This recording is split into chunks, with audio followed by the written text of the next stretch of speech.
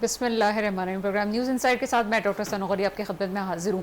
MQM में internal political dispute आपको नज़र आते हैं, लेकिन साथ साथ उस इंटरनल पार्टी के जो इलेक्शंस होने हैं, इंट्रा पार्टी इलेक्शंस, उसके साथ साथ आपको ये नज़र आता है कि कराची की सियासत पे भी चमकते हुए नज़र आ रहे हैं। अलग सूबे की डिमांड तो एक तरफ बात है, ये भी एक हकीकत है कि अलग सूबे की डिमांड पे वो खुल के बात कर रहे हैं, लेकिन साथ साथ उनकी बातों से ऐसा लगता है कि बल्दियात में अपने कदम जमाने की तैयारी वो कर चुके हैं। और ये तैयारी अभी से नहीं है, काफ़ी अरसे से वो कहते हैं जनाब अगर कराची में कोई काम नहीं हो रहा तो उसकी वजह ये है कि जनाब हम बल्दियात में नहीं हैं, और अगर जमात इस्लामी बल्दियात में आई है तो उसने अपने पैर पे खुद कुल्हाड़ी मारी है और जनाब अब वो भुगतें और आवाम के सवालों के जवाब दें। अब लगता है कि ये वक्त आ चुका है कि हम ये पूछें कि अगर नए बल्दियाती इलेक्शन जो आगे होंगे उसमें अगर पार्टी की कारकर्दगी अब कोई जाहिर करना चाहे तो ये बताए जनाब कौन से टाउन्स की कारकर्दगी कैसी रही, और बाकी अगर कराची को किसी ने कुछ दिया तो वो कौन सी पार्टी थी, वो कौन से टाउन नाज़मीन थे जिन्होंने ये सब कुछ किया और अपने इलाके को बनाने का काम किया। एक और वजह बड़ी साफ सी नज़र आती है, मैं अक्सर टाउन चेयरमैन के साथ में प्रोग्राम कर रही होती हूँ, मुख्तलिफ पार्टी के वर्कर से बात कर रही होती हूँ, तो वो कहते हैं जनाब जितनी सहूलियात देनी चाहिए एक चेयरमैन को, खासतौर पर पीपल्स पार्टी कहती है कि हमने वो तमाम सहूलियात दी हुई हैं, चाहे वो बल्दियाती वो लोग जिनको पेंशन देने की बात हुई हो, वो अफराद जो कि इसमें बल्दियात में काम कर रहे थे और रिटायर्ड हो गए, या जनाब उनकी तनख्वाहों की मद में पैसे जा रहे हो। ये तमाम वो अखराजात हैं कि अगर उन अखराजात की मद में पैसे निकल जाते हैं तो टाउन्स के पास कितना पैसा बचता है कि वो इलाके के ऊपर सर्व कर सकें। और अब ये सवाल उठता है कि अगर नए इलेक्शंस आते हैं तो क्या वाकई अवाम ये सोचेगी कि वो जो एमक्यूएम दावा करती है कि अगर वो होती बल्दियात में तो चीज़ें बेहतर होती, चूँकि वो बल्दियात में नहीं हैं और इस वक्त पीटीआई, जमात इस्लामी और पीपल्स पार्टी आपके सामने हैं तो उनकी कारकर्दगी सिफर हो चुकी है। लिहाजा आप एक नई पार्टी को लेके आएँ जिसको हम नहीं कहते हैं, चाहे वो आप 22 अगस्त वाली के हैं या जनाब आप मार्च वाली पार्टी का जिक्र करें, लेकिन हाँ वो पार्टी ज़रूर है जो कराची की सियासत में बल्दियात के तौर पे हमें पहले भी नुमाया नज़र आई और वाकई हमें नुमाया होते हुए नज़र आती है। बात करते हैं कुछ मेरे साथ प्रोग्राम में मौजूद हैं जनाब जावेद सिद्दीकी साहब, आपका ताल्लुक तहरीक इंसाफ से है सर, प्रोग्राम में आपको वेलकम करते हैं। साथ साथ मुझे ज्वाइन किया है वाहिद मन्नान साहब ने, आप पॉलिटिकल और सोशल वर्कर हैं सर, प्रोग्राम में आपको वेलकम करते हैं। आपकी तरफ आते हैं जावेद सिद्दीकी साहब, बल्दियात में आप भी मौजूद हैं और जमात इस्लामी कहती है कि जनाब आखिरी वक्त में आप गायब हो गए जब मेयरशिप का जो है वो इलेक्शंस होने थे और आपने कहीं और झुकाव दिखा दिया, या तो आपने झुकाव दिखा दिया या आपकी मजबूरी थी, लेकिन ओवरऑल आप क्या समझते हैं कि कराची में अगर बल्दियात में कोई काम हुआ है तो वो कौन सी पार्टी है? अगर आप कहें कि जनाब उस पार्टी ने करके दिखाया तो कौन सी पार्टी होगी? बिस्मिल्लाहिर्रहमानिर्रहीम।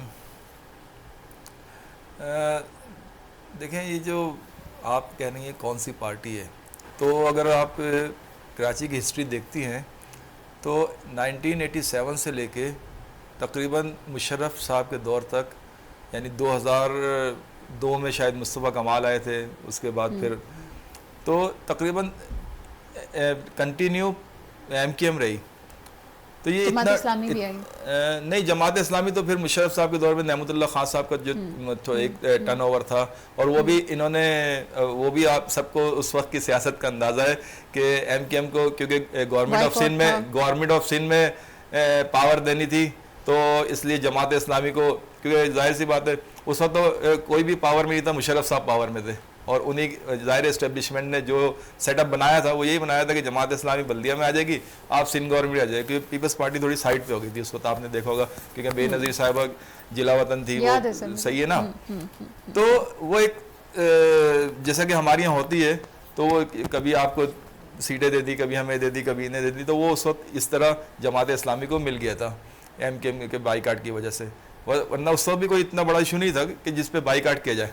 बाईकाट तो आपको पता है कि बड़े इश्यूज़ पे किया जाता है, तो उस वक्त मुझे नहीं, आपको भी याद नहीं होगा कि उस वक्त इन्होंने किस चीज़ पे बाईकाट किया था, लेकिन उससे पहले अगर आप देखें 87 से लेके नेमतुल्लाह खान साहब 2002 में आए थे शायद, तो 17, 18, 20 साल जो थे वो भी एक बहुत बड़ा टाइम पीरियड होता है। उसमें आप वफाक में भी कोलिशन पार्टनर रहे, सूबे में भी कोलिशन पार्टनर रहे, और बल्दिया तो टोटल आपकी उसमें थी, तो ये इतना बड़ा टाइम पीरियड होता है, इसमें तो मुल्क बन जाते हैं। आपने अगर मुल्कों की हिस्ट्री सुनी होगी तो 15-15, 20-20, 25-25 साल में जो वहाँ की लीडरशिप थी उसने पूरे मुल्क बना दिए थे, और आप एक शहर नहीं बना सके। और आपने देखा कि उस वक्त जो शहर में डेवलपमेंट के अगर आप करें तो जाहिर सी बात है इतना लंबा टाइम पीरियड उसमें लेकिन उस वक्त शहर में आप देखें कारोबार तबाह होना शुरू हो गया था, क्योंकि उसकी वजह है कि भत्ता सिस्टम उस वक्त अपने उरूज पे पहुंच गया था। फिर वहाँ पे उस वक्त जो लिसानी जो आप देखें पठान, महाजिर और ये जो दूसरे मामला थे जिसके से कराची का कारोबारी तबका बहुत मुतासिर हुआ था। तो ये सब चीज़ें थी। और अब आप ये दावा कर रहे हैं, मैं आपकी बात को अगर आगे लेके चलूं तो आप ये कहना चाह रहे हैं कि अगवानी साहब आए, फारूक सत्तार साहब थे, नेमतुल्ला खान साहब आए, फिर आपके मुस्तफ़ा कमाल साहब आए, उसके बाद वसीम साहब का तो हम जिक्र ही नहीं करते चले, वो किसी और वो तो सेटअप आखिर में तक आए रोते ही रहे कि मुझे मेरे पास पावर नहीं है। उनका अलग तरह से वो आए थे। अच्छा, चले हम इख्तियारात का आपने जो मसला था। अफगानी साहब का जिक्र किया और नेमतुल्ला खान साहब, तो ये सब कुलेशन थे, मतलब ये किसी न किसी के साथ मिलकर इन्होंने मेयरशिप बनाई अफगानी थी। साहब खुद आए थे, चाहे वो अफगानी, ऐसा नहीं था कि उनके पीछे कोई था। अफगानी साहब ने, मेरा ख्याल है कि अगर आप तस्दीक करें कि उन्होंने कई पार्टी के साथ मिलकर मेयरशिप बनाई थी, लेकिन MQM ने हमेशा फर्द वाहिद पार्टी का इनका मेयर आया था कि ये क्लीन स्वीप करते थे। तो उसके बाद तो इनको तो मतलब फारूक सत्तार साहब के बाद भी इनके नाजमीन भी जो आए, मतलब कि जो कहना चाहिए जब इलेक्शन नहीं होते थे तो भी इन्हीं के लोग एडमिनिस्ट्रेटर होते थे, सिंध गवर्नमेंट इन्हीं के लोगों को मुकर्रर करती थी। तो उसके बाद आज आप ये कह रहे हैं कि अब हम बनाएंगे, तो भाई फिर पिछले 17-18-20 साल तक क्या करते रहे? ना कि आप मार्च वाली अब MQM कह लें या आप अगस्त वाली MQM कह लें, ये अभी खुद ही वो समझने से कासिर है कि यौम तासीस वो मार्च में क्यों बनाते, मेरी समझ से बाहर है। सिर्फ तब्दीली ये आई है कि पहले लोगों को के पास चॉइस नहीं थी, अब उनके पास चॉइस आ गई है। सर क्या चॉइस? PTI की चॉइस है। PTI की जाहिर सी बात है। अभी आपने देखा जो इलेक्शन हुए थे जो 2024 में, तो उसमें जाहिर रिजल्ट्स पूरी दुनिया को पता है। तो जाहिर सी बात है अब हर आदमी कोशिश कर रहा है। 2024 वाले रिजल्ट्स की बात कर रहे हैं? 2024 की कर रहा हूँ, 2018 में भी देख लें, 2013 में भी आप 2018 के इलेक्शंस की बात करें तो फिर हम देखने वाली बात भी हो, आप 2024 नहीं, वो जो आप करेंगे वो भी एक प्री प्लानिंग किया गया था, क्योंकि उसकी वजह है कि आपको पता है कि हमारे यहाँ सियासत में किसी को भी पावरफुल इसलिए नहीं किया जाता कि कहीं ऐसा ना हो। आपको पता है कि मियाँ साहब ने को थोड़ा सा पावर मिला था तो उन्होंने बहुत सारे इक़दाम किए थे, तो फिर उसके बाद उनके साथ क्या हुआ था। तो ये एक हमारे यहाँ अलमिया है कि हर सियासी पार्टी, अगर आप पीपल्स पार्टी से शुरू करें तो हर सियासी पार्टी के साथ यही हुआ है। कराची ने PTI को यहाँ पे लोकल गवर्नमेंट के जो सारे इलेक्शंस हुए उसमें तो काफ़ी साथ दिया था, लेकिन उसके बावजूद भी आपने जमात इस्लामी का अगर आप साथ शायद दे देते तो मेरा शिप। देखें, मसला ये कि हमारी खैबर पख्तूनख्वा में भी एक दफ़ा हुआ था और हमारे कुछ उम्मीदवार थे जो बिके थे। जाहिर सी बात है ये तो ख़रीदो फरोख्त आपको पता है एक पुराना तरीक़ेकार है जिसमें इस्टेब्लिशमेंट हमारी जोड़ तोड़ करती रहती है और पार्टियां भी जोड़ तोड़ करती रहती हैं। एस्टेब्लिशमेंट पे क्यों आ जाते हैं, मुझे ही समझ नहीं आता। क्या सियासतदान कुछ भी नहीं कर रहे हैं? देखिए, सियासतदान तो उस वक्त करेंगे जब आप सियासी अमल को चलने देंगे। जब आप एस्टेब्लिशमेंट थोड़ी ले रही है, वो तो सियासतदान ले रहे हैं ना सर। अगर आप भुट्टो साहब के दौर से शुरू करें तो उसके बाद आपने जो जिया साहब का दौर आया था उसमें आपको पता है कि स्टूडेंट फेडरेशन पे पाबंदी लगा दी गई थी, सही है ना। और आपको पता है सियासत जो सियासी कल्चर जो डेवलप होता है वो कॉलेज और यूनिवर्सिटियों से होता है। उसके बाद आगे जाके जब आप उस सियासी अमल पे ही पाबंदी लगा देंगे, फिर उसके बाद इलेक्शन जो होंगे उसमें अपनी मर्जी के लोग लाएंगे, तो फिर आपको पता है कि एक मिसाल है, अगर हम मियाँ साहब की मिसाल ले लें कि मियाँ साहब ना तो सियासी पार्टी थी उनकी, ना वो सियासतदान थे। वो पसंद और नापसंद पे आए गए थे और उसके बाद उनकी पार्टी भी बन गई, वो चीफ मिनिस्टर भी बन गए और प्राइम मिनिस्टर भी बन गए। तो हमारे यहाँ तो ये अमल होता है ना, जब आप इसको आज़ाद करेंगे सियासत को और अवामी राय, दुनिया भर में आप देखें, अभी आप इंडिया की मिसाल ले लें कि अगर वहाँ पे 15-20 दिन में उन्होंने मामले को सॉल्व कर दिया, जो इनका पेपर की लीकेज का था और मिनिस्टर साहब के इस्तीफे का था, उन्होंने, क्योंकि उसकी पता है उन्हें पता है कि हमें दोबारा इनके पास वोट के लिए जाना है।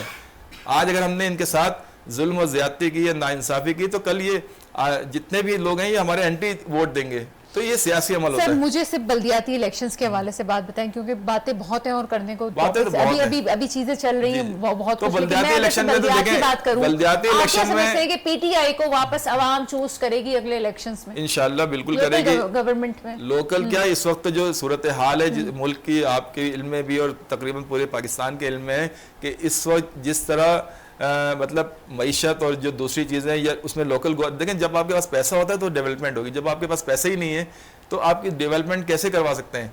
तो कहने का मकसद ये है कि तमाम पार्टियां को लोगों ने, कराची के अगर आवाम की बात करें तो उसने जमात इस्लामी को भी आजमा लिया, उसने पीपल्स पार्टी को भी आजमा लिया, उसने MQM को भी आजमा लिया। तो मेरा तो सवाल ये है सर, आजमाने के बाद नतीजा क्या निकला है? जीरो। जीरो है, मतलब आप किसी की कारकर्दगी से खुश नहीं है इस वक्त। तो आज आप शहर के हालात देख लें, या आप 10 साल या 5 साल पहले भी शहर मेरा के तो हालात आज का देख लें। सवाल ही है कि कौन से टाउन्स हैं जो अच्छे काम कर, कोई टाउन अच्छा काम नहीं कर रहा। हमारी सब ऐसे जिस जा तरह रहे हैं। हमारी आप बात कर रहे हैं ना, कि हमारे पास अगर एक मिसाल है, मैं अपने डिस्ट्रिक्ट की बात करूं, डिस्ट्रिक्ट सेंट्रल की, तो डिस्ट्रिक्ट सेंट्रल में 45 यूसियां हैं और वहाँ पे एक हमारा चेयरमैन है। तो आप मुझे बताएं, डिस्ट्रिक्ट में तो जमात इस्लामी है, सेंटर में भी और ईस्ट में भी, आप मुझे बताएं वो एक यूसी चेयरमैन क्या करेगा? जाहिर है उसकी जितनी पावर है, जितनी वो कोशिश है, उतनी वो कर सकता है, वो कर रहा है। लेकिन जिसके पास असल पावर है, अगर आपके पास 9 टाउन्स कराची के हैं, वहाँ पे टाउन नाजिम आपका है, तो जाहिर सी बात है वो आपके लिए सहूलत है।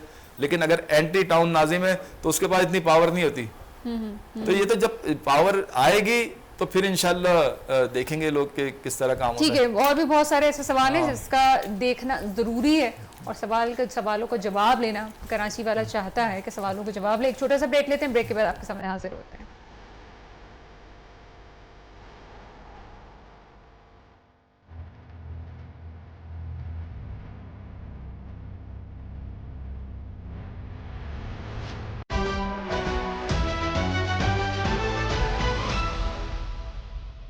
ब्रेक के बाद आपके सामने हाजिर हैं। बड़े बड़े लतीफ़े आजकल टेलीविज़न में हमारे सामने आ रहे हैं, कभी टेलीविज़न में और कभी सोशल मीडिया पर क्लिप की सूरत में सामने आते हैं। मुर्तज़ा आप साहब कहते हैं कि जनाब हम तो काम कर रहे हैं और पीपल्स पार्टी बहुत काम कर रही है, हमें तो काम होता हुआ नज़र आ रहा है। चलें जनाब, होता हुआ नज़र आ रहा होगा, लेकिन वो कहते हैं कि ये तो कराची की आवाम बताएगी कि काम क्या हो रहा है। एक और बात में कहते हैं कि जनाब हम तो आप लोगों की बात इतनी सुनते हैं कि हमें जमात इस्लामी ने कहा कि जनाब फला जगह पुल नहीं बनाना, तो हमने नहीं बनाया, हम तो इतने ज़्यादा काम करने वाले लोग हैं। फिर आपको कभी वो साइकिल पे एम्बुलेंस चलाते हुए भी नज़र आते हैं, साइकिल एम्बुलेंस जिसको कहा जाता है वो भी चलाते हुए नज़र आते हैं। यानी कि काम तो बेतहाशा हो रहे हैं, लेकिन फिर भी शहर बेहतर क्यों नज़र नहीं आ रहा? किसका कसूर है? वाहिद मनान साहब आपकी तरफ आते हैं, क्या समझते हैं काम क्यों नहीं हो रहा, या काम हो रहा है हम बिला वजह तनकीद कर रहे हैं, हम शायद कराची में हमारी आंखें देख नहीं पा रही हैं? बिस्मिल्लाहिर्रहमानिर्रहीम। बात तो सही है। मेरा ख्याल ये कि शायद हमारी आंखें वो देख नहीं पा रही जो कुछ हो रहा है, या जो लोग ये कहते हैं कि काम हो रहा है, तो मेरे ख्याल से वो ऐसे ही काम में अपनी ज़िंदगी गुजारते रहें। यानी एक आदमी अगर किसी एक पॉइंट से चला 10 किलोमीटर का सफ़र करता है और उसको 10 झटके आते हैं और उसकी गाड़ी चूचा जो शोर शराबा करती है, और कोई दाएं से हॉर्न बजाता हुआ निकल गया, कोई बाएं से हॉर्न बजाता हुआ निकल गया, तो वो अगर इसी माहौल में रहा है और इसी माहौल में पला बढ़ा है तो यकीनन उसको कोई एबनॉर्मलिटी तो नज़र नहीं आएगी। लेकिन एबनॉर्मलिटी उन लोगों को नज़र आएगी जो किसी नफीस माहौल से आए हुए हों, जिन्होंने वाकई कोई शहर देखा हो, जिन्होंने वाकई कोई मुअज़्ज़िब आवाम देखी हो, जिन्होंने वाकई अपने सीट की कोई कीमत पहचानी हो, जो इस बात के ज़िम्मेदार हो कि उनको जो जिम्मेदारी दी गई है उसका कहीं उनको जवाब देना है। मैं ये नहीं कहूँगा कि अल्लाह के यहाँ जवाब देना है, इसी दुनिया में उनको 10 मरतबा जवाब देना होता है, लेकिन उनकी आंखें नहीं खुलती। आप तूफ़ान नूह सुनते हैं, कांप जाते हैं। आप कौम समूद, कौम आद के वाक़यात सुनते हैं, कांप जाते हैं। वहाँ पे क्या आया था? तूफ़ान नूह में क्या हुआ था? एक तूफ़ान आया। आद और समूद में क्या हुआ? जलजले आए, झटके आए, कंकर और पत्थरों की बारिश, यही हुआ ना। तो क्या हमारे दुनिया में, हमारी ज़िंदगी में कभी जलजले नहीं आए? कभी हमारी ज़िंदगी में कोई वो ज़बरदस्त तूफ़ान नहीं आया? यकीनन आया, लेकिन हमारी चूँकि आंखें बंद है ना, हम अपनी आंखों से कुछ और देख रहे हैं। वही जो आपने कहा कि लोग जो देख रहे हैं, तो यकीनन वो कुछ और देख रहे हैं, इसलिए उनको ये तमीज़ नज़र नहीं आ रही है कि जी क्या हो रहा है और क्या नहीं हो रहा है। यानी आप अंदाज़ा लगाइए, मैं बेसिकली एक सिविल और कंस्ट्रक्शन से ताल्लुक़ रखता हूँ। मैं समझता हूँ कि हमारे इदारे ने एक बहुत बड़ी रिफाइनरी लगाई, पाकिस्तान की, एशिया की सबसे बड़ी रिफाइनरी है वो रिफाइनरी हमने 2 साल में लगाई। 2 साल में रिफाइनरी वो हमने लगा ली, और 2 साल भी तो मैं आपको उसके प्रोडक्शन की तरफ जा रहा हूँ। अगर आप कंस्ट्रक्शन देखें तो ये साल से 1.5 साल का काम था। लेकिन एक यूनिवर्सिटी रोड है जो सफूरा से शुरू होती है और नीपा तक आ जाए, थोड़ा सा इसको कम कर दें ताकि उनके ऊपर बर्डन ना पड़े, ये कहते हैं कि 2030। तो यकीनन ये इस माहौल में रहे हैं, इस माहौल में पले बड़े हैं। जो स्लो वर्किंग स्टाइल है, ये उनका स्टाइल है। कैसी बातें कर रहे हैं? लिहाजा मतलब आप ये हाईली क्वालिफाइड इंसान हैं और बाहर से भी पढ़ के आए हैं, तो ऐसा तो नहीं है कि उन्हें नहीं अंदाज़ा होगा कि तरक्की क्या चीज़ होती है, तरक्की याफ्ता क्या। अच्छा देखिए, आपने हाईली क्वालिफाइड की बात की तो मैं ये भी आपको बता दूं कि मैं हमारे शहर में भी बहुत से हाईली क्वालिफाइड, बल्कि हमारे यहाँ तो वजीर आजम तक इम्पोर्ट किए गए। ये बात सही है, वजीर आजम तक इंपोर्ट किए गए जिनको हम जानते नहीं थे। हमारे यहाँ जो गवर्नर और वजीर आला सब इंपोर्ट किए जाते हैं और ये सब बड़े बड़े शहरों और बड़े बड़े इलाकों से निकल आप इनको तो नहीं कह सकते इंपोर्ट है, तो फौजिया वहाब साहिबा के साथ ज़्यादा और ख़ानदानी नहीं, मैं आपने कहा ना कि वो बड़े शहर से, और वो तो मैं ये कहता हूँ कि जब आप शहर से आए हैं तो देखिए मैं आपको एक मिसाल दूंगा। आप अगर ऐसी दुनिया की तरक्की याफ्ता ममालिक से और बड़े शहरों से आते हो और आपने इशारा किया कि दुनिया भर में घूमते फिरते हैं, एक हाईली क्वालिफाइड आदमी है, ठीक है, मैं तस्लीम करता हूँ और उनकी इल्म की भी मैं कदर करता हूँ, लेकिन उन्होंने अपने इल्म को शायद यूज़ नहीं किया है माजरत के साथ। नहीं सर, सिटी कोर्ट में कह रहे थे कि मेरी तनख्वाह से गुजारा नहीं होता है, इसी वो सिटी कोर्ट में जनाब मुकदमा असल में की जो है वो पैरवी करने गए थे। एक वक्त था जब हम 500 की तनख्वाह में भी गुजारा कर लेते थे, आज 5 करोड़ में भी हमारा गुजारा नहीं हो रहा है। तो ये तो कहते हैं ना कि हजारों, आप मतलब मेरे लिए बड़ी हैरत की बात है कि वो उन्होंने कहा सिटी कोर्ट में खड़े होके कि जनाब क्योंकि मेरी तनख्वाह से गुजारा नहीं होता तो मैं तो अपनी प्रैक्टिस करूंगा ना। हाँ, तो वो गुजारा इसलिए नहीं होता है कि आप तवक्कल नहीं कर रहे ना, आप किसी जगह पे ठहर नहीं रहे। आपको अपना एक लेवल तो बनाएंगे ना यार। मेरी अपनी एक तनख्वाह है तो मैं अपनी तनख्वाह का एक लेवल बनाऊंगा ना। मैं देखूंगा कि मैं उसमें 1 वक्त की रोटी खाऊंगा या 3 वक्त की रोटी खाऊंगा। लेकिन अगर तनख्वाह से गुजारा नहीं हो रहा तो इसका मतलब ये थोड़ी है कि शहर से जो शहर के खजाने हैं उनको रोक कर अपना गुजारा पूरा किया जाए। ये अलग बात है, पता नहीं वो किसकी टेस्ला थी, लेकिन मैंने किसी को टेस्ला में जरूर देखा। लेकिन मैं आपको एक बात, टेस्ला थी, अब मुर्तज़ा आप सब बताएंगे। लेकिन देखिए मैं आपको एक बात बताइए, जो कहते हैं ना शहर, देखिए ये जैसे मैंने आपको कहा कि मेरा तो इस फील्ड से ताल्लुक है, ये एक कंस्ट्रक्शन का उसूल है। कोई हाईवे बनेगा, कोई क्या कहते हैं रोड बनेगी, किसी भी किस्म की इस किस्म की रोड की हाईवे की कंस्ट्रक्शन होगी, ये कंस्ट्रक्शन का उसूल है कि कॉन्ट्रैक्ट में नेमुतबदल रास्ता बनाने का कॉन्ट्रैक्ट दिया जाता है। अच्छा। इसका एक अमाउंट होता है। अगर हम कराची यूनिवर्सिटी यानी यूनिवर्सिटी रोड अगर हम बना रहे हैं तो उससे पहले एक नेमुल बदल, एक उसका कोई सर्विस रोड बनेगा, कोई और बनेगा, इसका आप उठाकर कॉन्ट्रैक्ट देख लीजिए। मैंने देखा नहीं, लेकिन मैं आपको दावे से कहता हूँ चूंकि पार्ट्स ऑफ द कॉन्ट्रैक्ट है, एक नेमुल बदल रास्ता बनाया जाएगा। मैं तो कराची यूनिवर्सिटी रोड की बात नहीं करता, मैं तो अपने सुपर हाईवे मोटरवे को मैंने बनते हुए देखा है और मैंने देखा है कि लोगों को कच्चे ट्रैक पे डाल दिया गया है। तो ये लोग शायद इसी कच्चे ट्रैक पे माहौल बनाकर, आपने कहा नहीं सॉरी, आपने कहा ना कि वो दुनिया देख कर आए, तो दुनिया में उन्होंने ये नहीं देखा कि जब रोड बनती है तो एक सर्विस रोड तैयार की जाती है। अच्छा एक और बात बताऊं, पेट्रोल की कीमत तो आप सुबह और शाम बढ़ा रहे हैं, लेकिन आप दुनिया में ये भी देखिए बड़े बड़े जो हाईवे है उनमें कई कई किलोमीटर लोग चले जाते हैं, बीच में कहीं कट नहीं आता। लेकिन क्या है, उसके साथ उसकी सर्विस रोड दाएं बाएं मुड़ने के लिए मेंटेन की जाती है। मतलब ऐसा नहीं है कि सफूरा से लेकर कराची यूनिवर्सिटी तक ये कुछ 5-7 किलोमीटर का रास्ता है, आप जाकर देख लीजिए, इसमें बीच में से कोई कट नहीं है। उसके बाद जब हम में से कोई अगर रॉन्ग साइड पे बेचारा मोटरसाइकिल वाला, कोई साइकिल वाला, वो कहेगा कहाँ इतनी दूर मैं लेकर आऊं, तो भाई संतरी बाजता और उसको रोक लेगा और उसको 50 जुर्माने लगाने के लिए तैयार होगा। मैं आपकी बात को फिर यहाँ पे कहूँगा कि ये लोग बड़े शहरों से आए हैं, इन्होंने दुनिया देखी हुई है, लेकिन इन्होंने दुनिया से कुछ सीखा नहीं है। इसलिए ये वो इनको इसी रोड के और इसी खड्डों की याद है, लिहाजा उसी में वो गुजारा। बड़ी हैरत की बात है, मुझे तो कभी कभार बाकी सवाल उठता है कि इंसान कहाँ जाए और किससे कहे। कुछ कॉमन सेंस की चीज़ें हैं। करीमाबाद अंडरपास के हवाले से बड़ी तनकीद हुई, जमात इस्लामी के दरमियान और MQM के दरमियान काफ़ी लफ्ज़ों की गोलाबारी चलती रही, लेकिन उसके बाद नतीजा क्या निकला, बहुत अच्छा अंडरपास बन चुका है। साइड वाले जो उसके रास्ते हैं वो अभी भी ख़राब हैं, वहाँ पे अभी भी ट्रैफिक जैम होता है। और अगर आप आगे उससे आगे कोई ज़ियाउद्दीन हॉस्पिटल जाना चाहे, कोई एम्बुलेंस में कोई शख्स मौजूद हो, तो वहाँ ट्रैफिक में फंस जाएगा। यानी कि जितना वो अंडरपास है वो बेकार हो जाता है कि वहाँ पे आपको ट्रैफिक के लिए खड़ा रहना पड़ता है। बड़ी ही कोई मुज़ाहिका ख़ेज़ बात है, क्यों प्लानिंग्स नहीं होती हैं।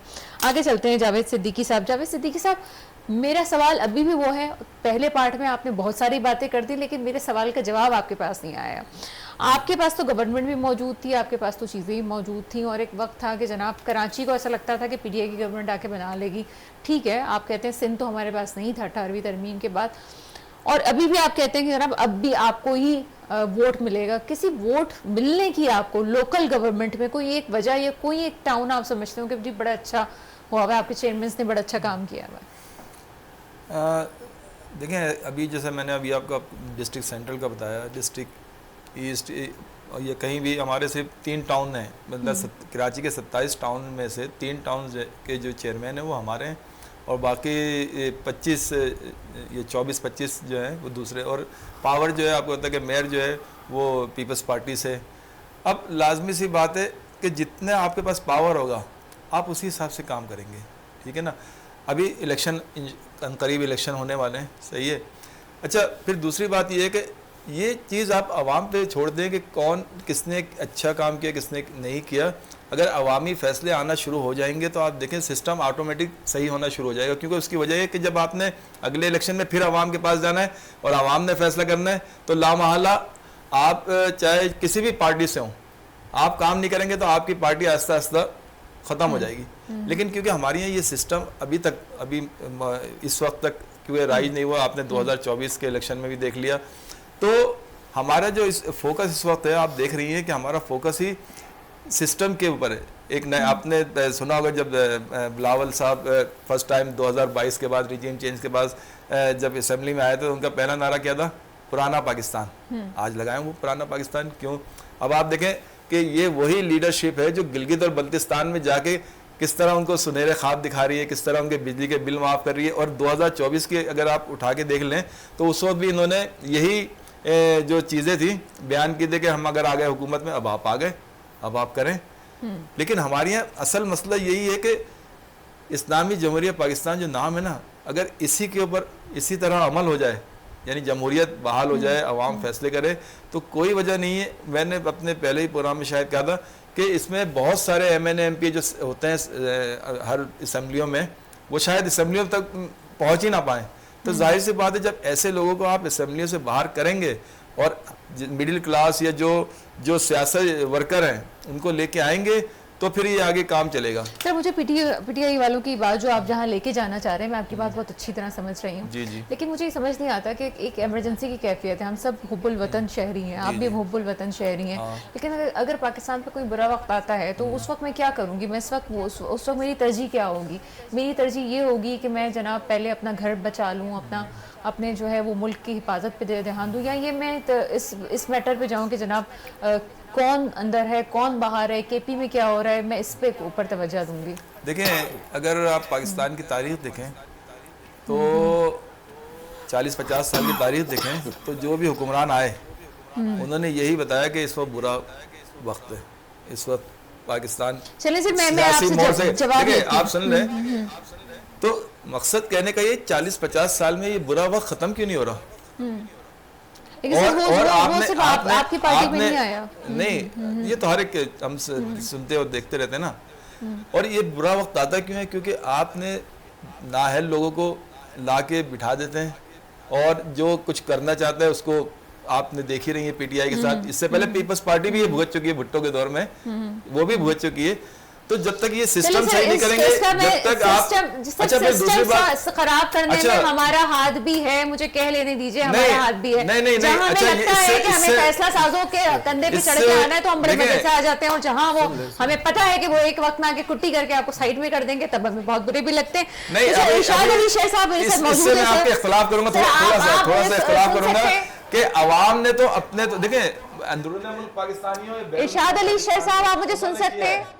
बिल्कुल सुन रहा हूँ मैडम, बिल्कुल सुन रहा हूँ। चलिए सर, क्योंकि वो रिमोट पे है तो माजूद के साथ मुझे उनके पास जाना पड़ रहा है, काफी देर से वो हमारे साथ हैं। इरशाद अली शेख साहब, अब हम देखते हैं कि MQM जो है वो नजर आ रही है काफ़ी ग्राउंड में, और उसमें हम देख रहे हैं कि जी इंटरनल पार्टी उनके जो भी डिस्प्यूट चल रहे हो, इंट्रा पार्टी इलेक्शंस चल रहे हो, लेकिन अब कराची की सियासत में इतना मंच के सामने आए हैं और उनके जल्द से जुलूस हम हैदराबाद में, कराची में हमने देखे, काफ़ी कामयाब उन्होंने किए। ऐसे महसूस होता है कि बल्दियाती इलेक्शंस में अपने कदम जमाए जा रहे हैं, और वो भी इसलिए क्योंकि पीपल्स पार्टी, जमात इस्लामी और PTI अपना किरदार अदा नहीं कर सकी है। क्या आप समझते हैं कि अब वो वक्त आ गया है कि टाउन नाज़मीन, चेयरमैन ये तमाम जवाब दे हैं और पार्टीज जवाब दे हैं कि उन्होंने कराची के लिए क्या किया? क्या कहेंगे?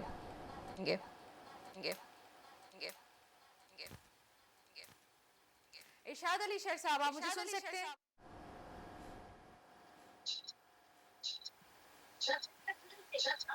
चलिए, मुझे स्टूडियो में आवाज नहीं आ रही है इरशाद अली शेख साहब की। मन्नान साहब की तरफ चलते हैं। भाई मन्नान साहब, चले हम इस पे आ जाते हैं कि जनाब ये तमाम चीज़ें जो हो रही हैं, स्टूडियो में मुझे आवाज़ ठीक नहीं आ रही है। शेर साहब आप मुझे सुन सकते हैं? नहीं, ठीक है जनाब। अच्छा, मन्नान साहब ये मुझे बताइएगा कि तमाम पार्टीज़ की बात की और वो सवाल जो आपसे मैंने पहले कहा था वो ही बीच में रह गया। आप क्या समझते हैं कि अगर मैं सिर्फ जमात इस्लामी की बात करूं तो आपको लगता है कि जमात इस्लामी अपने टाउन्स में बहुत अच्छा काम कर रही है और वो अच्छा डिलीवर कर रही है? आपके पास शायद इस वक्त जमात इस्लामी के पास, उनके चेयरमैन के पास प्रॉपर्टी टैक्स की मद में भी रकम आ रही है और साथ साथ जो है वो जो मंथली उनको पैसे दिए जाते हैं वो भी उनको मिल रहे हैं। जमात इस्लामी से पूछा जाए तो वो कहते हैं जनाब हमारे पास फ़ंड बहुत कम है लेकिन हम ईमानदारी से काम कर रहे हैं, इस वजह से हमारा काम होता हुआ नज़र आ रहा है। तो इसका मतलब फ़ंड तो मिल रहे हैं, अगर वो काम कर रहे हैं तो खुद से तो कोई जनरेट नहीं करेगा। इसका मतलब वो जो कहा जाता है कराची को पैसा कम मिल रहा है, ऐसा नहीं है, पैसा मिल रहा है टाउन नाज़मीन को, चेयरमैन को। जी ठीक है, बहैसियत पॉलिटिकल वर्कर तो मैं आपको इसमें राय दे सकता हूँ, लेकिन बहैसियत जमात इस्लामी के तो मैं इसमें कोई आपको मैं एक नॉर्मल आपसे बात पूछ रही हूँ, बहैसियत पॉलिटिकल वर्कर मैं बता सकता हूँ। देखिए, अगर पार्टीज की बात करें, मतलब ये मैं किसी भी पार्टी को सपोर्ट नहीं कर रहा हूँ, लेकिन एक हम सोशल वर्कर हैं, पॉलिटिकल जो है वर्कर, नजर भी जाती है, लोग देखते भी हैं, मुख्तलिफ जमातों को देखते हैं, आंखें काम भी करती हैं।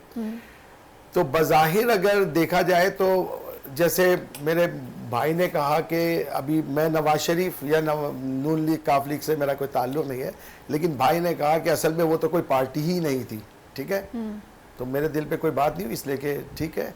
लेकिन मेरा एक सवाल यहाँ से फिर मैं अपने सवाल पे जाऊँगा कि वो जो पार्टी नहीं थी जो कई साल हुकूमत कर गई, लेकिन आपकी जो जिसको आप कहते हैं कि पार्टी है, उसका नाम भी तहरीक इंसाफ है, और तहरीक इंसाफ का सबसे बड़ा इंसाफ यह है कि मुझे तो कोई ऐसा इनका कारकुन, कोई ऐसा वर्कर, कोई ऐसा लीडर नहीं नजर आता कि जो शुरू से तहरीक इंसाफ का कारकुन और लीडर रहा और पार्टी उसके ऊपर चल रही हो। फॉर एग्जाम्पल नवाज शरीफ पे पार्टी चल रही है, शहबाज शरीफ पे पार्टी चल रही है, जमात इस्लामी पे चले जाए तो जमात इस्लामी तो अनगिनत लोगों पे चल रही है, वहाँ पे किसी फर्द वाहिद की हुकूमत नहीं है। कभी प्रोफेसर गफूर है, कभी मुनव्वर हसन है, कभी हाफिज नईमुर रहमान है, कभी सिराजुल हक है, कभी काजी हुसैन अहमद है।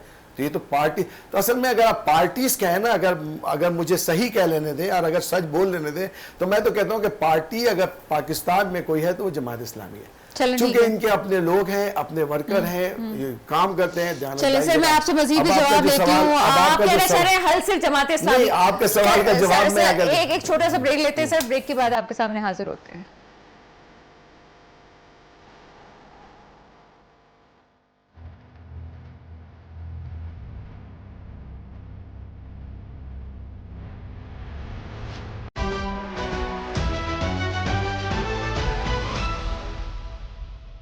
ब्रेक के बाद आपके सामने हाजिर हैं इरशाद अली शेर साहब मेरे साथ मौजूद हैं। पीपल्स पार्टी से आपका ताल्लुक है और लोकल गवर्नमेंट का भी हिस्सा है। सर, प्रोग्राम में आपको वेलकम करेंगे। Thank you madam.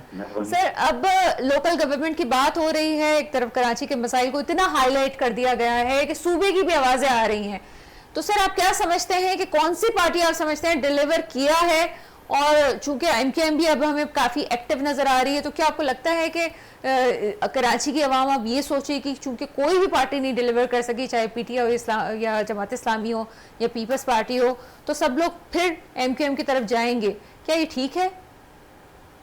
मोहतरमा, मैं समझता हूँ कि परसेप्शन इस तरह का बनाने की कोशिश की जा रही है। असल में ये झगड़ा है खालिद मकबूल साहब का और मुस्तफ़ा कमाल साहब का। हमारे दोनों भाई हैं, हम इन दोनों की इज्जत करते हैं, इनको इज्जत की निगाह से देखते हैं।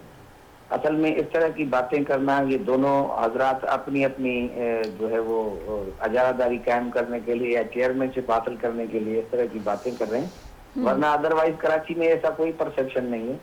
पीपल्स पार्टी ने डिलीवर किया है। जब भी पीपल्स पार्टी गवर्नमेंट में आती है, सूबाई में हो, वफाकी में हो या लोकल गवर्नमेंट सिस्टम में, तो पीपल्स पार्टी डिलीवर करती है।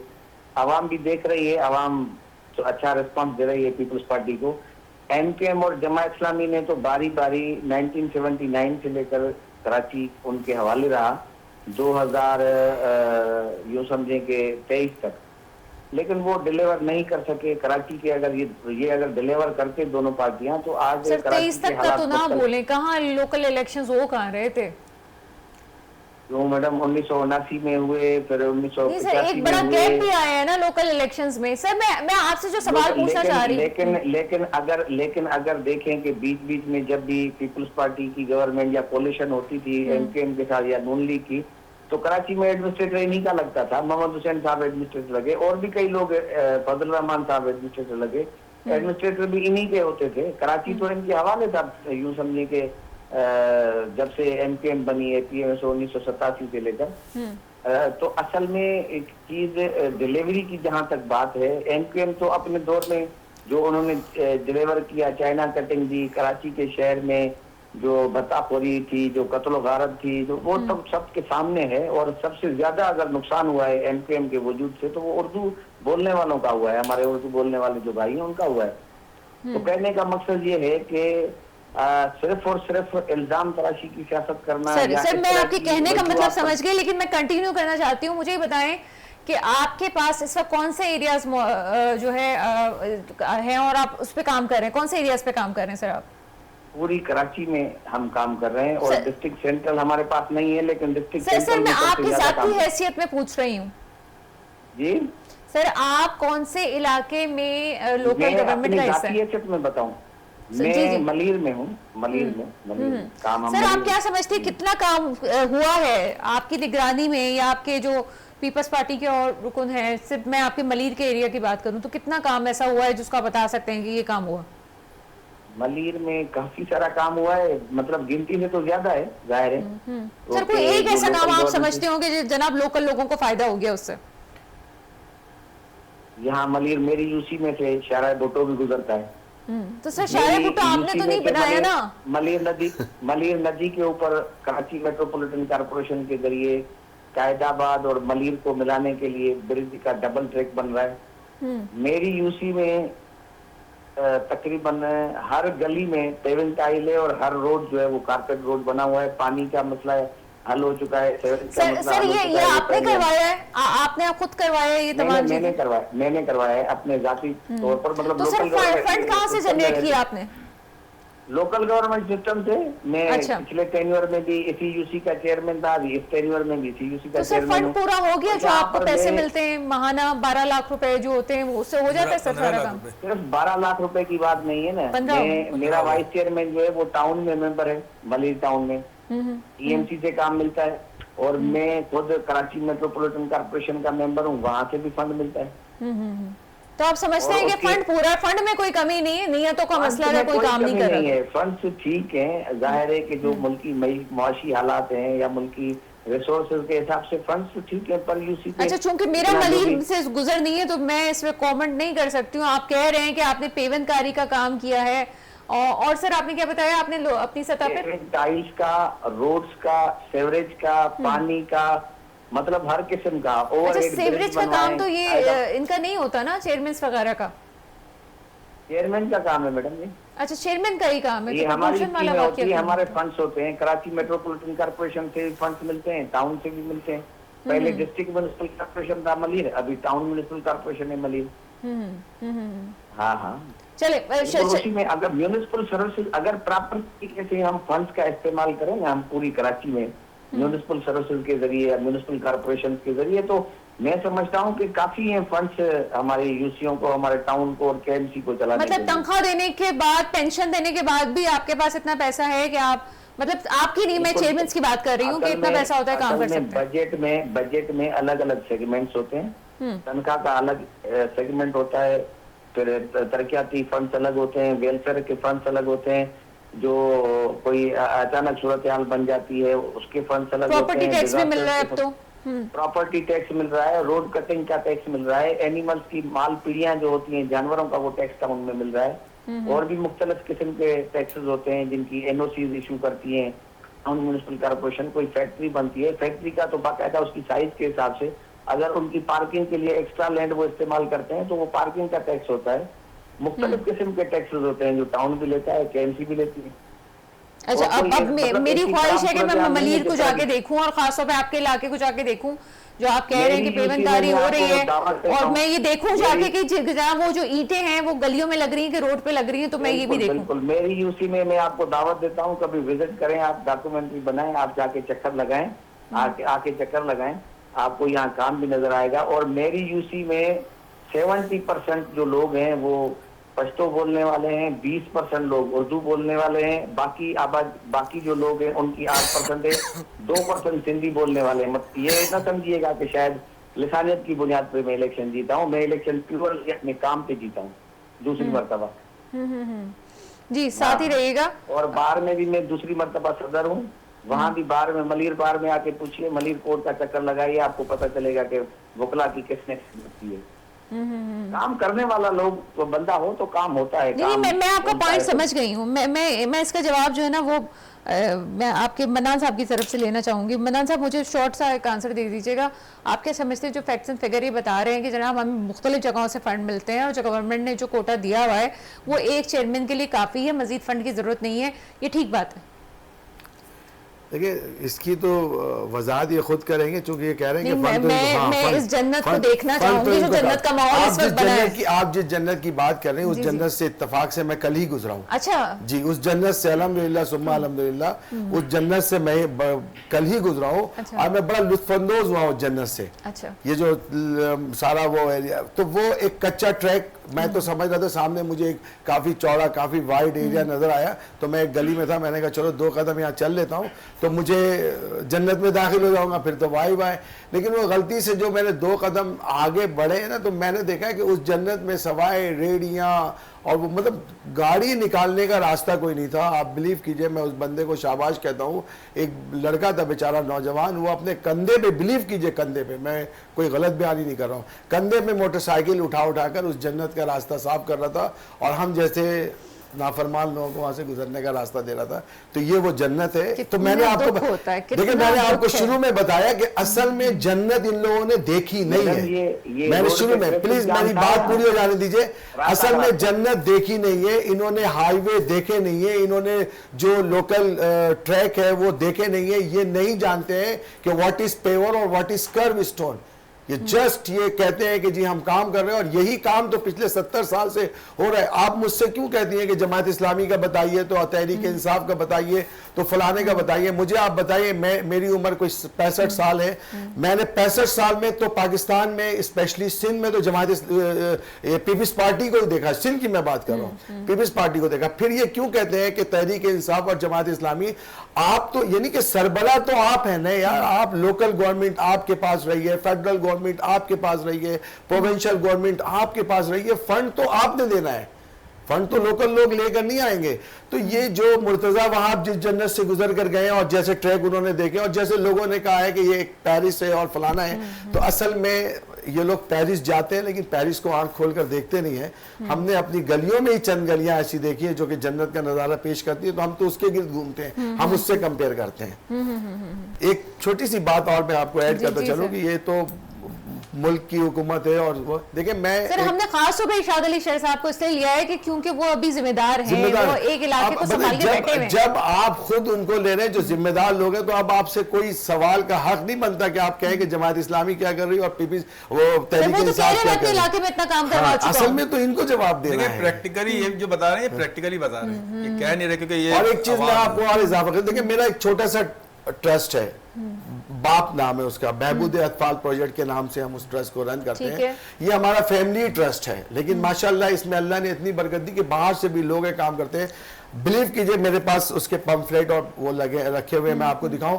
हम पूरे पाकिस्तान में काम कर रहे हैं, आप अंदाजा लगाएंगे पूरे पाकिस्तान में। और अगर मैं कहूं तो ये सिर्फ एक चेयरमैन है जो ये ट्रस्ट को चला रहा है, हमें तो वो धक्के देता है कि भाई ये काम करो, ये काम करो। एक फर्द वाहिद राशिद मन्नान वो है जो इस ट्रस्ट को पूरे पाकिस्तान में चला रहा है। तो असल में चलाने वाले और काम करने वाले लोग तो ऐसे होते हैं। बिलीव कीजिए, आज भी मैं प्रोग्राम में उनके धक्के की वजह से आया हूँ। सर, आप मान क्यों नहीं रहे जब कह रहे हैं इरशाद अली शेर साहब के उन्होंने अपना इलाका बना लिया है? असल में वो ये कह रहे, असल में वो ये कह रहे, तो वो आपसे कह रहे, वो आपसे कह रहे चूंकि आपने पहले ही उनको कह दिया कि मैं उधर गई नहीं हूँ। नहीं सर, मैं पहले गई थी। और देखिए इत्तेफाक हुआ, मेरी ये गाड़ी इत्तेफाक जब फंस हुआ। गई वहां पे और मेरी गाड़ी को निकलने के लिए कोई जगह नहीं थी, तो मुझे लगा कि मैं सचल गोट के रास्ते पे जा रही थी। मुझे लग रहा थोड़ी देर के मुझे लगा कि मैं वाकई गोट का मतलब मैं बाकी तो किसी कहता हूँ गोट आप पे आ कराची गई, के मुझे किसी अंदाजा भी नहीं था। मैं ये कहता जो हूँ आप मलिर की बात कराची होती के है। और सिंध के किसी भी इलाके में फंसे तो आपको सवाल इनसे करना चाहिए, क्योंकि ये है जिम्मेदार। नहीं, मैं स्पेसिफिकली उनके एरिया का पूछ रही हूँ और उन्होंने कहा कि जी मैंने तो काम करवा दिया। हो इनका सकता है स्पेसिफिक मलिर एरिया बहुत बड़ा है मालूम सर। कर, इनका स्पेसिफिक एरिया देखिए, मालूम कर लीजिए कौन सा है। मलिर तो है खैर, लेकिन कराची में सर मलिर एक और कराची सर, बन चुका है। सर, मलिर सर, इसमें इनका बहुत बड़ा स्पेसिफिक है। एरिया मालूम सात करें कि डिस्ट्रिक्ट स्पेसिफिक एरिया सात किस डिस्ट्रिक्ट एरिया है में कराची में है। तो जाहिर सी बात है, एक शहर है, उसके 7 डिस्ट्रिक्ट है, उसकी और चीज़ें हैं। और पुराने शहर है, अगर आप लियाकताबाद चले जाएं या नाजमाबाद चले जाएंगे तो क़याम पाकिस्तान के वक्त से हैं। तो फिर ये क्यों नहीं बन रहे? नहीं, मलिर तो नया डेवलप हुआ मलिर तो बाद में मतलब आबाद हुआ ना। अगर आप पुराने इलाके देखें तो होना तो ये चाहिए था, पुराने इलाके भी मिसाली होते। तो के मकसद कहने का ये कि आपकी हुकूमत जैसा भी कहा इन्होंने कि 70 साल से, तो 70 साल में लियाकताबाद क्यों नहीं बन रहा, 70 साल में नाजमाबाद क्यों नहीं बन रहा, 70 साल में औरंगी टाउन, बनारस औरंगी और नई कराची, ये भी तो कराची के हिस्से हैं ना। देखिए आपको एक बात में बताऊं, मेरे बच्चे अगर किसी प्रॉपर डगर पर नहीं है तो सबसे पहला सवाल तो मुझसे बनता है। नहीं सर, वो इरशाद अली शेख साहब बड़ी मजे की एक बात करते हैं सर, वो कंटोनमेंट वाली बात भी तो आपने की थी जनाब, क्या सिलसिला है सर? हाँ बिल्कुल, ये तो जाहिर है कि कराची में आप देखें कि कंटोनमेंट की कितनी एरियाज है और वहाँ पर क्या हालात है, वहाँ पर आप सिचुएशन को भी देख लें। और मेरा ख्याल है गालबन मनान भाई का नाम आपने लिया ना, जो कह रहे थे कि पेवेंटाइल और करोड़ वाहिद मनान साहब, जी सर, फर्क पता नहीं है। मैं समझता हूँ कि ये इस तरह की बात इस तरह शो पे बैठ कर मुनासिब नहीं होती है। और रोड हमने नहीं सर, हम तो आपको बुलाते हैं शो में, आपसे नहीं, हम सामने मैं वजाहत को तो मैंने इनको नहीं कहा, मैंने जनरल बात कही। सर आप कहें अपने टर्न पे बात करें, मेहरबानी करके दूसरे की बात भी सुने। मैं सुप्रीम कोर्ट का वकील हूँ और हम वफूद में कभी इंडिया जाते हैं, कभी अमेरिका जाते हैं, कभी बरतानिया जाते हैं। दुनिया हमने देखी है, इन्होंने तो शायद कराची देखी हो। और जहाँ तक बात है, मैं इनको अपनी यूसी में दावत दे रहा हूँ, कल आ जाए। ये मेरे यूसी के कौन से बना देना दुनिया जैसा सर, फिर आप तो आप बता दें आप कहाँ फंस गए थे, मुझे बताएं कि कौन सी में मेरे। तो सर मैं कब से स्पेसिफिक आपका एरिया ही तो पूछ रही हूँ ताकि वाहिद मनान साहब को कहने का मौका ना मिले। और मैडम मैं एक और भी बात बताऊं। हेलो जी सर, मैं सुन रही हूँ। मैंने कहा एक और भी बात बताऊं, मेरे पड़ोस में जमा इस्लामी का टाउन है, वो मॉडल कॉलोनी। मॉडल कॉलोनी का जो बीच का डबल रोड है, जो कि मेन जो मेन मार्केट है, जहाँ में मेरे बच्चे असल में एपीएस में पढ़ते हैं, तो वहाँ तारक बुक स्टोर है जहाँ से बुक लेने जाता हूँ, मैं किताबें लेने जाता हूँ। वहाँ उस रोड की क्या हालत की हुई है इन लोगों ने। और इनसे पूछिए आपको टाउन में ओडीटी शेयर मिलता है अपने हिस्से का? इनसे पूछिए कि इनको रोड कटिंग का टैक्स और टैक्स फंड से बन रहा था वो तो। एनिमल्स के। सर वो वाला रोड तो फंड से बन रहा था ना, आलमी बैंक के ताउन से बन रहा था। नहीं तो आलमी बैंक कहाँ आया? मॉडल कॉलोनी के अंदर जो बाजार का रोड है वो तो टाउन की जिम्मेदारी है, वो टाउन का रोड है। सर मसला तो हमारा ये है कि आधा कराची जो कि आप काम जहाँ पर हम काम करते हैं वहाँ बोलते हैं ये वर्ल्ड बैंक का प्रोजेक्ट है। हाँ, हाँ, हाँ। ये फिनांस वो और अपनी तख्ती लगा देते हैं सारे का एड है। और जहाँ असल में इस तरह की बात बनती नहीं है, बात बंदा करे प्रैक्टिकली क्या क्या चीजें मौजूद हैं, उस पर डिबेट करे, उस पर बहस करे। इनको पर मंथ ओडीटी शेयर नहीं मिलता, इनको रोड कटिंग का टैक्स नहीं मिलता, इनको एक्स्ट्रा लैंड का टैक्स नहीं मिलता जहाँ पार्किंग होती है फैक्ट्रियों के बाहर। इनको टैक्स है जो नहीं मिलता, जो सिंध गवर्नमेंट लेती है इनसे। यहाँ कौन सा सिंध गवर्नमेंट ने इनको रोका है काम करने से? इस वक्त तो गुलबर्ग टाउन बेहतरीन जा रहा है, मेरा ख्याल है वो जमात इस्लामी के पास है, अभी उन्होंने शायद मुफ्त का जिम विम भी बना लिया है। मैं मॉडल कॉलोनी मेरे पड़ोस में है ना, डिस्ट्रिक्ट कोरंगी का। शाहफैसल टाउन की बात करें, कोरंगी टाउन की बात करें, जो ये जिस इलाके की आप बात कर रहे हैं ना, उसमें एमक्यूएम के एमएनए मौजूद है, उन्होंने भी बड़ी हमें बातें सुनाई थी जमात इस्लामी पर काम क्यों नहीं होता। मैं एक गुजारिश कर लूं कि इस वक्त भी हमारी केएमसी की जो एनआईटी हुई है, उसमें आप खोल के देख लें तो ज्यादा से ज्यादा काम डिस्ट्रिक्ट सेंट्रल के, जहाँ एक भी हमारा टाउन नाजिम नहीं है, इनके टाउन चेयरमैन सारे। सर वैसे बाय द वे आपस की बात है, ये सुप्रीम कोर्ट का नाम लेके आपने इंफॉर्मेशन दी है या पैगाम दिया है? नहीं, मैंने ये कहा कि क्योंकि मेरे भाई मेरे मौजूद दोस्त ने ये कहा ना कि उन्हें रोड ही नहीं देखे, इनको ये पता नहीं कि पेवेंटाइल और कर्व स्टोन में क्या फर्क सर होता है? आजकल तो अभी आपके हमें पास पता टाइल बहुत आए हुए हैं सर, बहुत टाइल आए हुए हैं, ईंटें बहुत आई हुई नहीं, तो हैं। सारे लगी ही नहीं रही है। हमें मैडम हर चीज का पता है, हमें हर चीज का इल्म है, हम काम करते हैं जारे, हम अभी उसमें क्या मैं तारीफ करूं अपनी कि मैंने क्या क्या कहाँ पेविंग टाइल लगाई और कहाँ कर्व स्टोन लगाए, वो में उसकी जरूरत नहीं है। असल सर में वो काम वो की तो हमें बात लोग होनी कॉल चाहिए। करके हमें बैठ- बताते हैं लियाकताबाद में भी कि जहाँ टाइलें नहीं लगनी थी वहां पे भी टाइलें लग गई, इतनी टाइलें आई हुई हैं कराची में। तो फिर अब इसका बैकग्राउंड भी देखना ये पड़ेगा ना। तो बात है। सर जहाँ पे रोड बनना चाहिए तो वहां पे भी टाइलें वहाँ लग पे गई हैं सर। पेवर्स लग रहे, पेवर्स लग रहे। वो रोड इस वजह से कि जो रोड में मटेरियल इस्तेमाल होता है ना, वो डांबर वगैरह, वो बारिश के पानी की पे खराब हो जाता है, तो टाइलें जो सर ज्यादा बाइक बारिश कैसे नहीं चलेगी होगी। सर उसके ऊपर, बारिश गाड़ी के कैसे चलेगी, हाँ, बाइक और गाड़ियां कैसे चलेगी सर? टाइलों से रोड बनते हैं, जबरदस्त रोड बनते हैं। सर ये लंबी बहस हो जाएगी, मैं आपको चले आपके इलाके की बात नहीं है, आपको मैं पर्सनल इंफॉर्मेशन दे रही हूँ। लियाकताबाद के लोग बुरी तरह परेशान थे, पीपल्स पार्टी की वहां पे लोकल गवर्नमेंट है, वहां पे लोग जो है वहां पे यूसी चेयरमैन वगैरह पीपल्स पार्टी के हैं, और वहां पे जियाले भी मौजूद हैं जिन्होंने पीपल्स पार्टी को दिल से वोट दिया है, परेशान हुए, गलियां तोड़ दी, बना नहीं वापस, और फिर आके जमात इस्लामी ने वहां पे काम किया। मैं किसी की आपको पता है फेवर पे बात नहीं करती, हम बाइस नहीं होते, लेकिन जहां जो काम है वो होता है। जिस तरह से सेंटर में नॉर्थ नाजबाबाद जितने एरियाज हैं है जमात इस्लामी के, लेकिन एमक्यूएम का काम नहीं था, बहुत सारी जगहों को जाके एमक्यूएम ने बनाया है। आगे चलते सर, साथ ही रहिएगा। जावेद सिद्दीकी साहब, मैं आपको काफी टाइम दे चुकी हूँ, वाहिद मन्नान साहब के पास चलेंगे। वाहिद मन्नान साहब, हल क्या है चीजों का? जैसे मैं कह चुकी कि हल सिर्फ शायद जमात इस्लामी, आगे क्या हल है? असल में देखें, आप जो कह रही हैं ना, आप तो मुझे नहीं पता कि दिल की गहराई से कह रही हैं, ये जोक में कह रही हैं, लेकिन ये बात देखें, मैंने आपको पहले ही बता दिया कि मैं आपको पहले ही बता चुका हूँ कि मैं यहाँ पे किसी पार्टी को रिप्रेजेंट नहीं कर रहा, मैं एक शहरी के हैसियत से, हाँ, मैं एक शहरी के हैसियत से बैठा हूँ। लेकिन ये बात आपकी बिल्कुल दुरुस्त है, चाहे आप उसको मजाक समझे या जोक में लें या किसी भी तरीके से लें, ये बात तो बिल्कुल दुरुस्त है कि हल सिर्फ जमात इस्लामी। अच्छा, अब मैं आपको बता दूं, क्यों?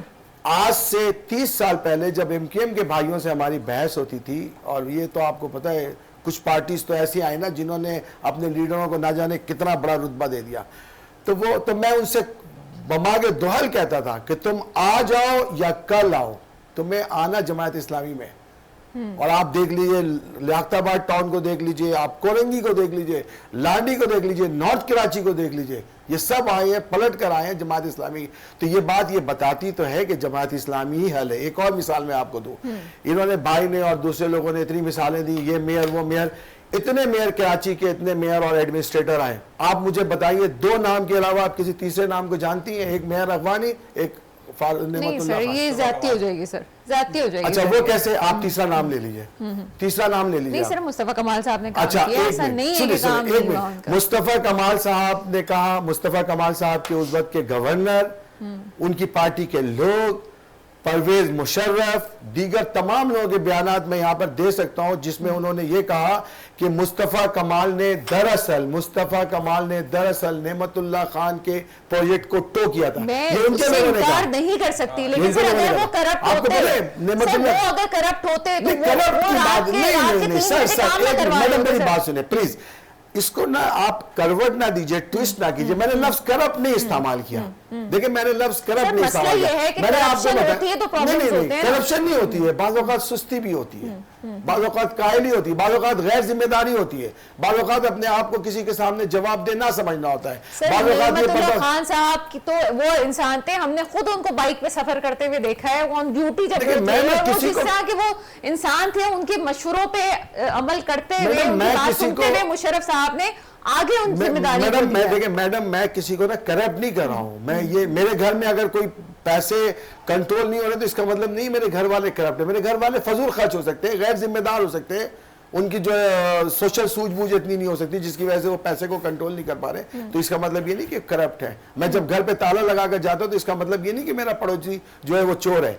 ये तो एक तरीकेकार है बताने का। करप्ट मैं किसी को नहीं कह रहा हूं, क्योंकि मैं करप्ट कहने का हक भी नहीं रखता इसलिए कि, लेकिन मैं आपको ये जरूर बताऊं, गैर जिम्मेदारी, तवज्जो ना देना, चीजों को ना समझना, अपनी जिम्मेदारियों को ना समझना, अपने ओहदे को ना समझना, लिहाजा लेकिन ये मैं आपको जरूर कहूंगा, ये आपको मैं जरूर कहूंगा कि आपको अगर शहर में नाम आएगा, पूरी दुनिया में आप जाकर देख लें, आपके शहर में अगर नाम आएगा मेयर का, तो 2 मेयर है, अगवानी और क्या कहते हैं वो, और अगवानी साहब का मैं बता दूं कि मैं उस वक्त कोई मेरे ख्याल से मैट्रिक में था। अगवानी साहब जब, या शायद ग्रेजुएशन में रहूँगा, अगवानी साहब ने जब मेयरशिप का हलफ उठाया तो उन्होंने कहा कि मैं कराची वालों से वादा करता हूँ कि इनके पैर कच्ची ज़मीन पे नहीं पड़ेंगे, और ये कुदरत ने दिखाया कि उनके पैर कच्ची ज़मीन पे नहीं। जहाँ तक, थोड़ी सी बात आपका टाइम ले रहा हूँ, जहाँ तक नेमतुल्लाह खान का दौर है, नेमतुल्लाह खान का MQM बड़ी फखरिया कहती है ना कि हमने इनको ज़कात और खैरात में दिया। तो भाई ये तुम्हारी नज़र है जिससे तुम देख रहे हो, मैं अपनी नज़र से ये देखता हूँ कि अल्लाह ने कराची वालों को एक मौका निकाल के दिखाया कि तुम्हारे दरमियान लीडर और ईमानदार लोग कौन है। ठीक है सर, हम इस पर पूरा प्रोग्राम करेंगे और आपको हम दावत भी देंगे कि आगे आए। इरशाद अली शेर साहब, डिक्लेयर हो गया, मुर्तज़ा साहब आपने भी कह दिया था, हल से जमात इस्लामी और यहाँ पे भी नजर आ रहा है। और यहाँ तो मुझे समझ में नहीं आता कि जब हम फारूक सत्तार से मैंने बात की तो उन्होंने कहा जनाब मेरे प्रोजेक्ट को नेमतुल्लाह खान साहब आगे लेके गए, नेमतुल्लाह खान साहब के प्रोजेक्ट को जमात इस्लामी कहती है जो मुस्तफ़ा कमाल साहब आगे लेके गए। मतलब चीजें फिर भी बेहतर नहीं हो रही हैं, क्या कहेंगे? आपके पास तो पूरा सिंध है सर। हाँ, ये हमने कभी इस तरह का दावा नहीं किया कि किसी भी तरह की जो दावा नहीं कर सकते वो मट्टी पे नहीं पड़ेगा। हमने ये कभी दावा नहीं किया। अब्दुल सत्तार अफगानी साहब ने 1979 में किया था, जिसकी भाई फखरिया बात कर रहे हैं कि, और उस वक्त भी जो उनको सिटी डिस्ट्रिक्ट गवर्नमेंट या कराची मेट्रोपॉलिटन कॉर्पोरेशन किस तरह मिला था, पीपल्स पार्टी को किस तरह डिच किया गया था, वो भी सबके सामने है, वो माजी में नहीं जाता। हम दोस्तों की इज्जत करते हैं, सैफुद्दीन साहब मेरे दोस्त हैं, आप नईम रहमान साहब मेरे दोस्त हैं। इस तरह की बात के सिर्फ और सिर्फ जमायत इस्लामी हल है, ये तो शेख चिल्ली वाला ख्वाब है ना। अगर जमायत इस्लामी हल होती तो जमायत इस्लामी का वजूद जो है मौलाना मौदूदी से है, और आज तक कभी सूबाई गवर्नमेंट या वफाकी गवर्नमेंट नहीं बनाई।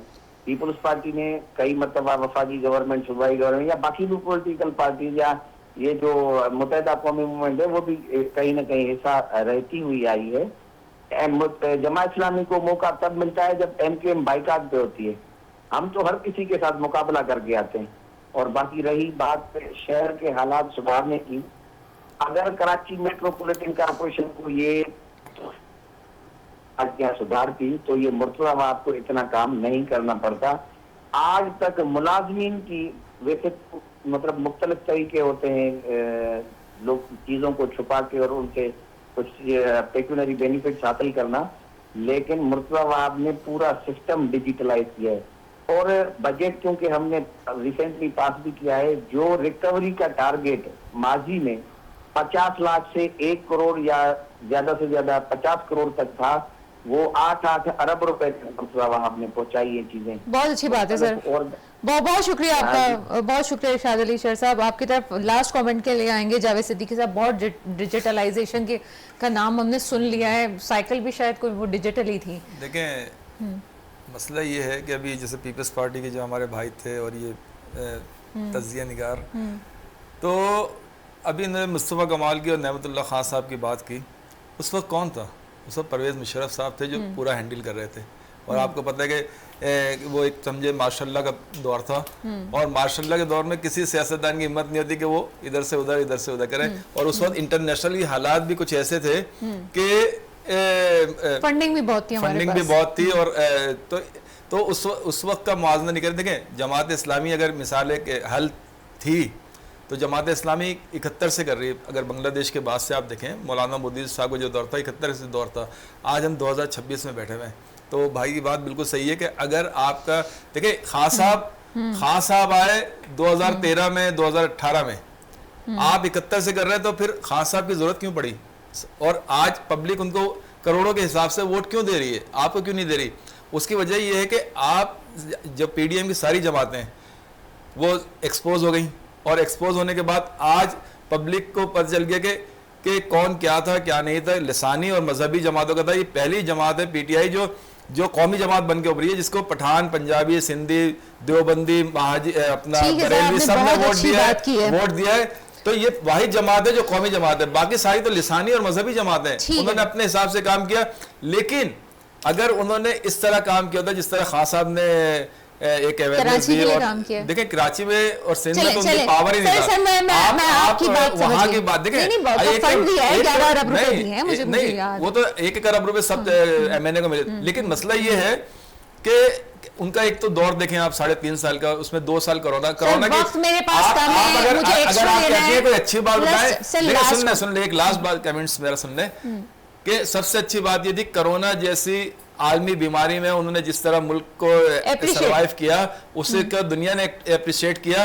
वरना आप देखें पिछली अगली गवर्नमेंटों में तो सरासर अगर बारिश का पानी आ जाता था तो अभी शाद अली शेख साहब मेरे साथ मौजूद थे जिन्होंने कमेंट किया, उस पे कमेंट पे जाते हुए बात कर लें कि जब भी MQM ने बॉयकॉट किया, जमात इस्लामी को मौका मिला, या ये कहना चाहिए कि जब कभी किसी को डाले मिल गए तो फिर किसी और को मेयर बनने का मौका मिला, कहीं से किसी की कोलिशन होनी थी और किसी का कहीं विंडो खुलनी थी। मेरे मुल्क पर वो सियासतदान आए जो कि मेरे मुल्क की हिफाजत करें। इसके साथ ही प्रोग्राम का वक्त खत्म होता है, मुझे इजाज़त दीजिएगा। खुदा हाफ़िज़।